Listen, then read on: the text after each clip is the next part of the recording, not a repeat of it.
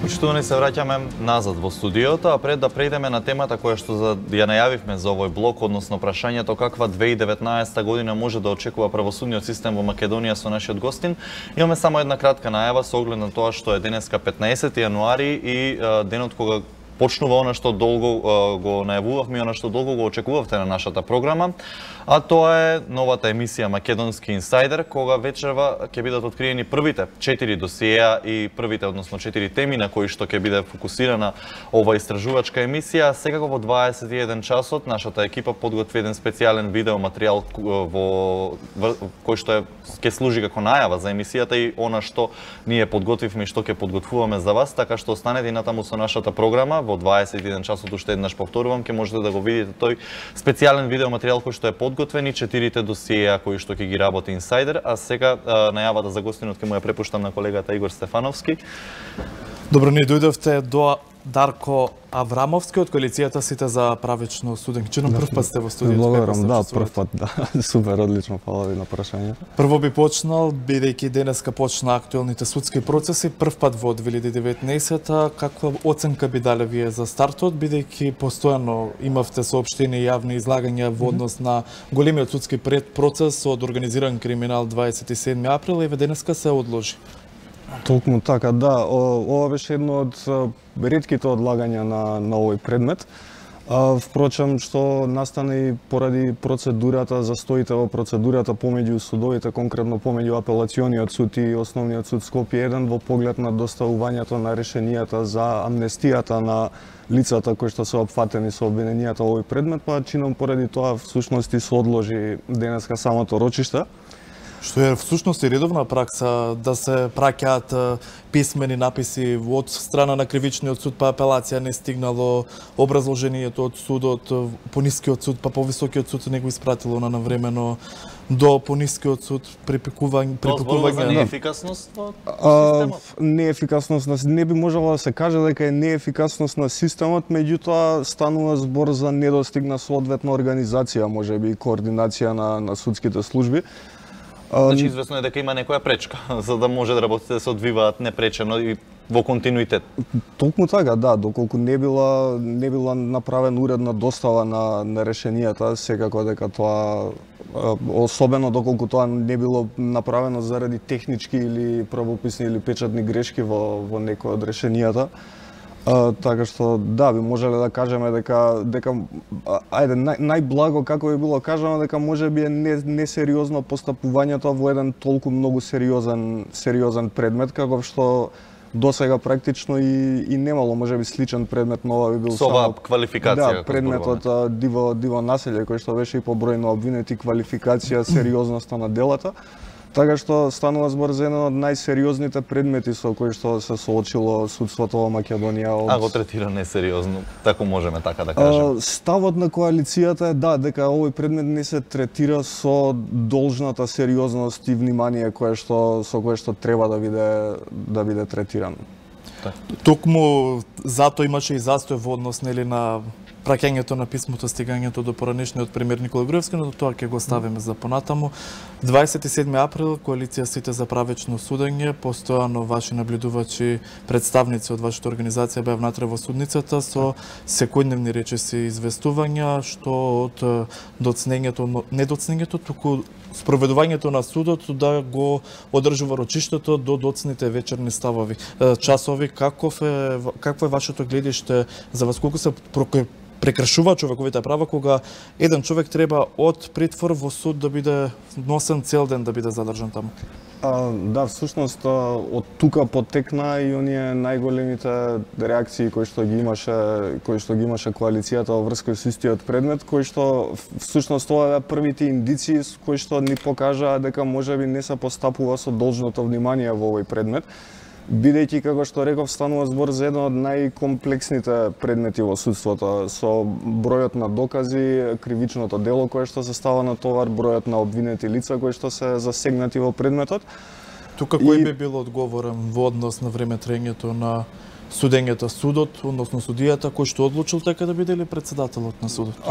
Видете вака, не, председателот на судот игра улога во менаџирањето на севкупното работење на судот, односно такви проблеми кај 27 април за волја на вистината не сме сретнале, особено ако го споредиме со проблемите кои што настануваа со предметот диво населје, кога други предмети практично и не можеа да се одржуваат рочиштата по другите предмети поради лошата организација на судот. Сега имаме големо унапредување на состојбите во таа насока, значи судот прави обиди да има добра организација, да не трпат останатите предмети. Реагираа дека биле држани до... Да, реагираше и коалицијата токму на тоа, поради тоа што сметаме дека едноставно ниту обвинетите, ниту судијата, ниту пак јавните обвинители би имале концентрација 12, 13 или 14 часа во текот на денот да се занимаваат со толку комплексна материја, да можат да посочуваат ствари, да воочуваат ствари, да донесат... А во врска со секојдневните рочишта и буквално едно такво набиено темпо на судења, што можеби македонското правосудство барем во изминативе неколку години немаше видено.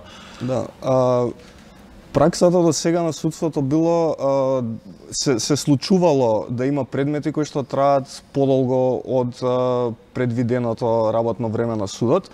Меѓутоа, речиси без исклучок, тука станувало збор за предмети каде што обвинетите биле странски државјани и со цел истите да не бидат ставени во притвор како би се обезбедило нивното присуство за наредното рочиште, па судот, односно судијата или судечкиот совет го пречекорува работното време.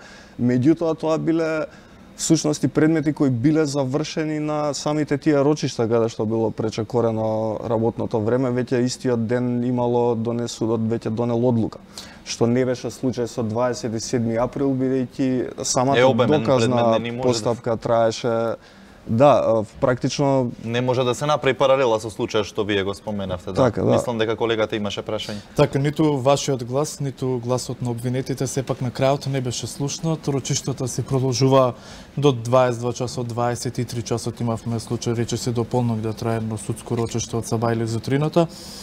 Сепак, дали сето овој начин на одржување на овие судски процеси, конкретно за 27 април, ви наликува на тоа дека се брзаше да се донесе нешто? Па не би знаел сега тоа да кажам, меѓутоа видете вака се, од една страна самиот судија, односно судечки совет кој што го води предметот, располага со дискреционо право да одлучува дали ќе го пречекори работното време, со која густина ќе ги настрочува рочиштата за главна расправа и така натаму. Меѓутоа, она што всушност зошто ние апелиравме со цел да се спречат последици кои што би можеле да настанат од ваквото постапување во иднина. Првенствено заради тоа што имаме веќе востановена пракса на Европскиот суд за човекови права, според која што пракса е утврдено дека траењето на едно рочиште повеќе од 8 часа во текот на денот нема доволно време да се спреми одбраната. Не може да влијае и на одбраната, меѓутоа и на објективноста и на судот да донесе вистински информирана и образложена одлука. Тогаш зошто беше инсистирањето и зошто ваквиот начин кај нас продолжи покрај сите апели? Имавте ли вие некој одговор официјален или барем знаете ли неофицијално зошто се спроведуваше постапката на тој начин? Да, така, самиот суд всушност тука го земаше предвид, има направено некакво рангирање во однос на правото на судење во разумен рок. Тие сметаа дека бидејќи обвинетите се во притвор и бидејќи судот и онака нели има проблеми со долгото траење на постапките, дека ова е комплексен предмет кој што не би смеело да се направи пропуст во поглед на неразумно траење на постапката. Меѓутоа, разумноста на рокот ја има сватено многу еднострано само во поглед на долгото траење, а тоа е разумен рок баш поради тоа за да може да овозможи не само да биде брза и експедитивна постапката, но туку и да овозможи да има соодветно време за подготовка како на одбраната, така и на обвинителството, кое што исто така нели треба да презентира докази и да застапува теорија на случај. Меѓутоа и самиот суд кој што треба да ја донесе одлуката во крајна линија. Така, сега доаѓа до еден вид на пресврт во овој случај со оглед на тоа што дел од обвинетите добија амнестија. И кој што можевме да слушнеме денеска од нашите колеги од рочиштето, преполовен бил бројот на присутни во судница, так, значи овој тренд ќе продолжи натаму кога се вашите проекции дека овие процедури ќе бидат завршени, кога ќе продолжи судењето со оние кои што нема да добијат амнестија, за да нели го видиме исходот на овој случај?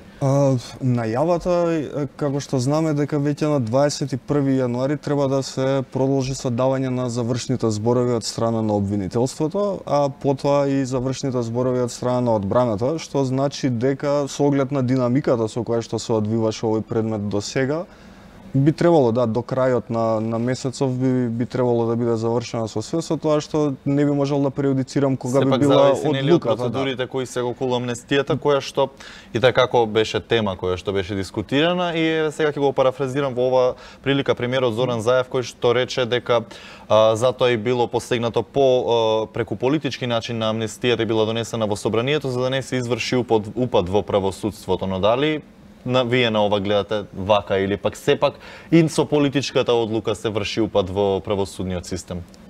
Практично со амнестијата. Значи, амнестијата е дискреционо право на државата, како што државата го има единственото право во едно општество да казнува, така и таа единствената која што може да прости нешто. Како коалиција, неспорно, но колку власта изврши упад во правосудството во кое што толку се колне, ако можеме да кажеме. Бидејќи првичните ставови беа нема да има амнестија, па подоцна после 8 месеци се произнесе новиот став дека ова е помирување по дадена рака. Затоа и како оценувате? Така, видете вака, значи самиот чин на амнестија, пак ќе повторам, е дискреција на собранието кој што го носи во форма на закон, нели? И е општ правен пропис кој што се носи баш за такви цели, за помирување. Меѓутоа, проблемот според коалицијата со оваа амнестија беше во тоа што самиот пропис не беше баш општ пропис, туку беа наведени многу конкретни действија кои се амнестираат. Беше во самиот закон наведено дека ќе се амнестираат лица кои што не учествувале во организирање или во насилствата, кои што биле службени лица, кои не го пречекориле службеното овластување или службени лица. А тоа практично треба во една судска постапка да Токму се докаже. Така, да, тоа се законодавецот тука се повикува на некои факти кои што судот треба да ги утврдува надвор од судска постапка. А секој суд, по високиот и по нискиот, различно ги гледаат овие работи. Па видете, тука беше проблеми што првично се правеа притисоци дека за барањето за амнестија треба да донесе одлука судечкиот совет по предметот, што е во голема мера нарушување на објективност на судот. Да, така што меѓу Кацарска и меѓу судечкиот совет и меѓу самиот тие што се како скривичен совет на скопска единица. Кацарска е всушност еден од петорицата во советот, судечкиот совет кој што го водат овој предмет, така што повеќе се бидејќи втор судија како дополнителна Славица Андреевска. Да, има дополнителни судии одредено, што е исто така пракса за поздравување, бидејќи до сега многу ретко практично било. Добро, сепак е голем предмет во делот на амнестијата. Обвинителството всушност ја крати или губи на свој виден начин работата што е извршувало. Колку ќе биде комплицирано, вие од правен аспект можете да објасните и по-просто за гледачите работата сега на обвинителот, како да ги поврзе сега сите тие обвинети за различни дејанија на самиот ден 27 април, кога ќе немаат одреден број на обвинети кои што всушност на некој начин според обвинителството имале влијание за упадот во собранието? Тоа е многу добро прашање кое што останува да се види како и дали обвинителството ќе може да го докаже постоењето на кривично дело за дел од обвинетите доколку има некаков линк, например, кој што линк го представуваат останатите обвинети за кој што не би можело да се утврди во постапката. Тоа би требало да се види сега како ќе оди понатаму. Треба да има предвид, имаат работа во самото обвинителство. Дека се уште дури да биде донесена пресуда, сега тоа ќе биде првостепена пресуда. Ќе има постапка по жалба, речиси сигурно, а оттаму веќе не знаеме како ќе се одвиваат работите. Така што во секој случај ставот на коалицијата е дека амнестијата дополнително ги искомплицира работите во конкретниот предмет. Освен во конкретниот предмет, коалицијата го следи генерално, генерално состојбата во правосудството во Македонија, па така имајќи ги предвид овие факти и почетокот на судењата од денеска за оваа година официјално, можеме ли да кажеме каква година го очекува правосудниот систем и со законите кои што се најавени од страна на власта, бидејќи примерот Зоран Заев со нив се пофали дека всушност тие ќе ја вратат довербата во судството и дали можеме евентуално да очекуваме враќање на довербата во судството или пак токму ова рочиште е еден вид архетип на тоа што не очекува во текот на годината? Ставот на коалицијата, повторно ќе кажам, овдека е дека довербата во судството се гради пред се преку транспарентноста и отвореноста на судството кон сите. Нешто што се уште ние на несоодветно ниво. Бидејќи самите знаете дека сте биле во судство и виделе како стојат работите, нема таму обични граѓани кои што влегуваат во судот да ги следат судењата како јавност, што е уставно загарантирано право, а тоа го немаме. И не е дека да го имаме, ги немаме условите, мислам дека ќе се согласите, особено конкретно знаеме дека новинарите стоеа на нозе и пишуваа белешки од рад. Тоа сега всушност и да го кажам, ние имаме многу поголем проблем со волјата и свесноста за значењето на прописите и нивната примена во пракса, отколку што имаме проблем со несоодветни прописи или недостигна прописи. Најчесто и самите институции прописите ги толкуваат во насока да се оградат себе си од одговорност.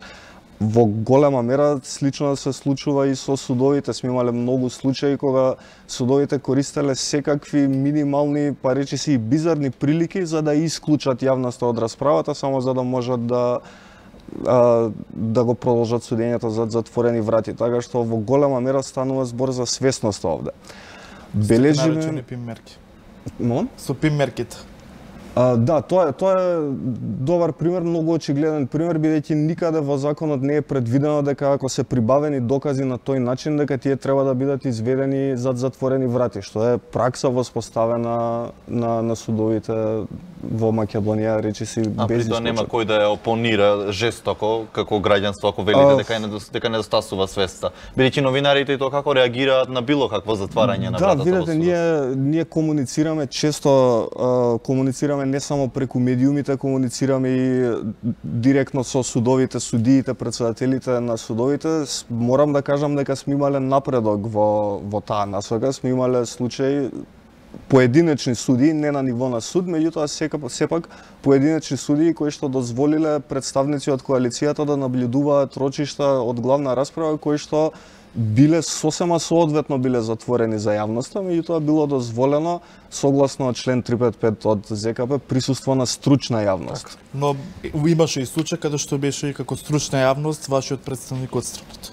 Да, имаше тоа исто, ако не се лажам, беше на загрозениот сведок за 27 април и тоа не беше само представникот на коалицијата, туку беа сите представници на домашните организации, но не и меѓународните. А и немаше меѓународни или имаше? Мисијата на ОПСЕН ги следи овие предмети, да. Доколку сме тука некаде при крајот на разговорот во овој дел, би сакал да го повикам прилогот на колешката Кристина Атовска, за која што обвинителството ги отвори вратите и за прв пат дозволи една телевизиска екипа да ги сними просториите под нивото на паркингот, каде што многу малку во јавноста е познато дека има ќели за задржување на лицата кои што се лишени од слобода, со кои што обвинителите вршат информативен разговор во предистражна или истражна постапка. А она што е интересно е дека овие простории досега ниту еднаш не биле употребени, а за нив се информирани многу малку луѓе од фелата или пак само студентите на правниот факултет кои што одат во обиколка на обвинителството. Така што предлагам во оваа прилика да ја погледнеме на кратко репортажата на колешката Атовска, па се враќаме назад и би очекувал ваш коментар за истата состојба.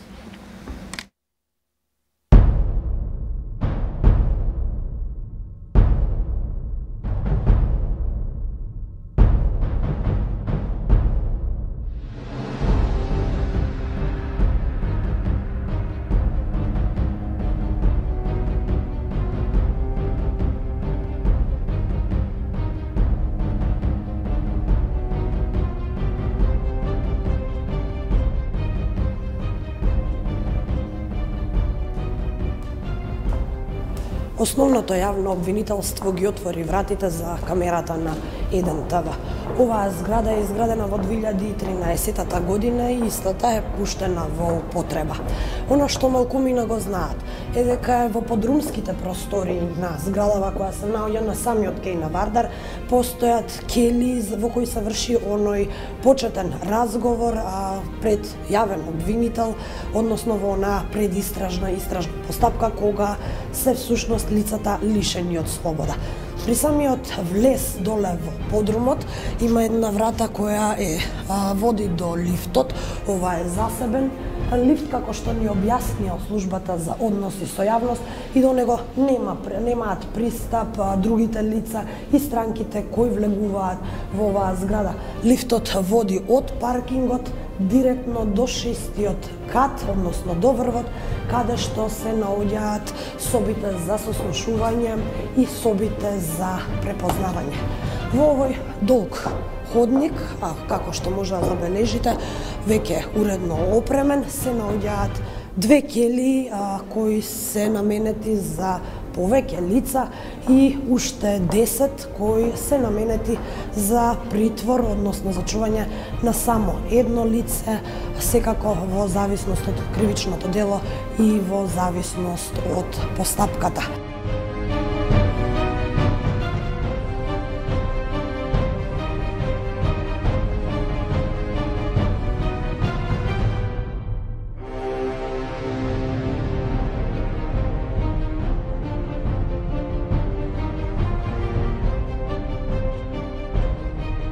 Ова е сосема функционален дел, меѓутоа од обвинителството велат дека не се користи бидејќи се уште немале потреба за истиот.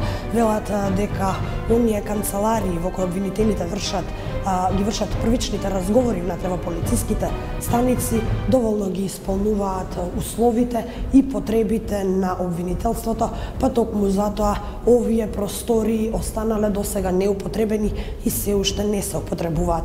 Меѓутоа од обвинителството велат дека е многу добро што постојат овие места, бидејќи никогаш не се знае кога ќе имаат потреба да ги активираат овие келии. Секако, она што им недостасува на келиите се само некои основни потреби, како например столчиња, кревети и оние ситни јавни набавки. Од обвинителството исто така велат дека не се користат овие простори поради зголемените трошоци, доколку овие се стават во употреба, а при тоа нема реална потреба за нивно користење, тогаш обвинителството би имало многу поголеми финансиски импликации. Овде би требало да бидат поставени полициски службеници кои би седеле овде цело време, доколку секако овде би се вршеле сите разговори.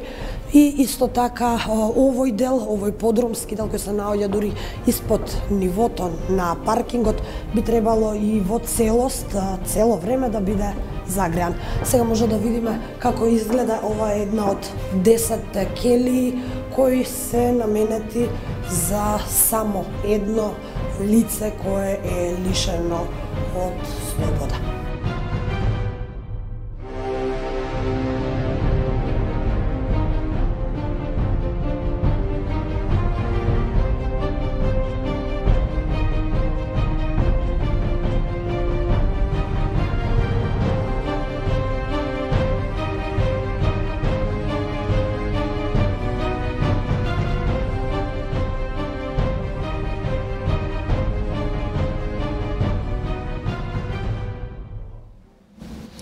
Така, изградени за секој случај, ама никогаш не употребени. Вие како коалиција, мислам дека сте запознаени веќе со овие простори, колку тие би придонеле во ефикасноста на обвинителството и генерално постапките доколку би се активирале и би се ставиле во употреба наспротив финансиските импликации за кои што слушнавме дека зборува обвинителството. Така, видете, вака мислам дека и нема потреба да коментирам нешто многу околу ова и самите видовте дека иако станува збор за нова зграда и нови простори, станува збор за субстандардни услови во кои што би требало да бидат задржани лица кои што се лишени од слобода.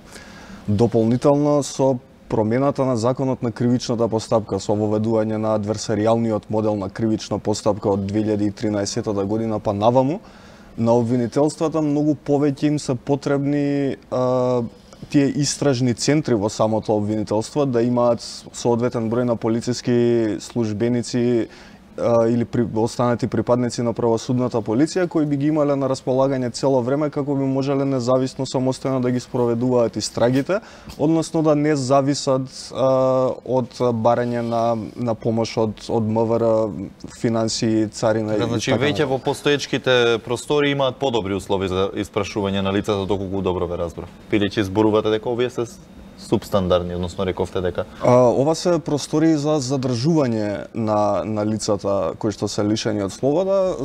Сакам да кажам дека во случај кога се прави нова зграда и во неја се сака да се направат простори каде што ќе има лица кои што се лишени од слобода, тоа би требало да биде во согласност со стандардите за времето кога е правена и таа зграда, нели, а не да биде со години наназад. И на некој начин видете ова остава лоша слика, бидејќи со вакви субстандардни услови во обвинителството може да се има впечаток дека се врши притисок на лицата кои што се осомничени да признаат нешто, бидејќи самите знаете или како и да е, можеби јавноста не знае, има опција за спогодување со самиот обвинител уште во фаза на истражна постапка во самото обвинителство, каде што нема присуство ниту на судија, ниту на јавност. Така. Доколку колегата нема дополнителни прашања, тука би се заблагодариле што одвои време и што беше наш гостин во Студио 1 и секако те очекуваме во некоја наредна прилика со оценки или ставот на коалицијата. А вие, почитувани, останете, веднаш се враќаме со нашиот колега Славчо Поповски, ќе поразговараме малку околу временските услови, а потоа го завршуваме и овој блок и се враќаме назад во 16 часот и 50 минути. Останете, ќе се враќаме веднаш со колегата Поповски.